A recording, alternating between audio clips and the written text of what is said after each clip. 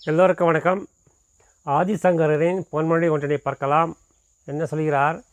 The treasure I have found cannot be described in words. நான் கண்டுபிடித்த சொத்தினை, புதையலை வார்த்தைகளால் விவரிக்க முடியாது என்கிறார். அவர் எதை புதையல் என்று சொல்கிறார் என்றால், அவர் இறைநிலையை அடைந்தவர், இறைவனை தெரிந்தவர், இறைவனாக வாழ்ந்தவர். அவர் சொல்வதை நான் கண்டுபிடித்த இந்த புதையலை வார்த்தையினால் விவரிக்க முடியாது.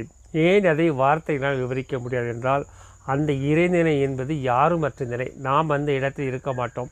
எனவே அங்கு என்ன இருக்கும் என்று நமக்கு தெரியாது. அந்த இறைநிலையில் என்ன இருக்கும் என்று நமக்கு தெரியாது. அப்படி தெரிந்த ஒன்று இருந்தால் அது மாயை என்று எடுத்துக்கொள்ளலாம். நமக்கு தெரிந்த, நம்மளால் உணர முடிந்த, நம்மளால் அனுபவிக்க முடிய நிலையினை நாம் அடைந்தால் அது மாயை என்று எடுத்துக்கொள்ளுங்கள்.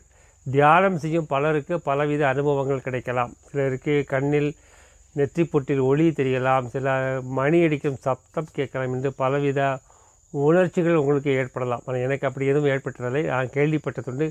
அப்படி தெரியும் அனைத்து அனுபவங்களும் உணர்ச்சிகளும் மாயை என்று எடுத்துக்கொள்ளுங்கள். எங்கு உணர்பவனும் உணர்வும் அனுபவிப்பவனும் அனுபவமும் இருக்கிறதோ அது இரண்டும் மாயை. ஏதுமற்ற நிலையே உண்மை நிலை, இறைநிலை. அந்த இறைநிலையில் நாம் இருக்க முடியாது. நாம் இல்லை என்றால் எதையும் அனுபவிக்க முடியாது. இதைத்தான் ஆதிசங்கரர் தான் கண்டுபிடித்த மிகப்பெரிய பொக்கிஷம் என்கிறார். அங்கே எனக்கு தெரிந்தவரை அங்கே பொக்கிஷம் எதுவும் கிடையாது, ஏதுமற்ற நிலை.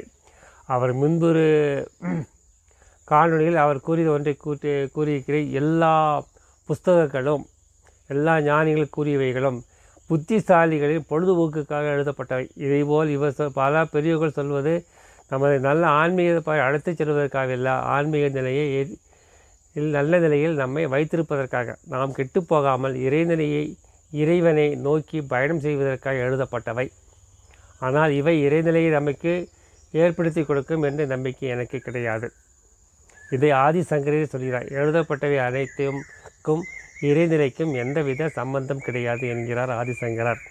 நமது மந்திரம்: அன்பே சிவம், அன்புடன் வாழ்வோம், கடமையை செய்வோம், இந்த நொடியில் வாழ்வோம், எல்லோருக்கும் உதவி செய்வோம், எல்லாம் சிவமயம். நன்றி, வணக்கம்.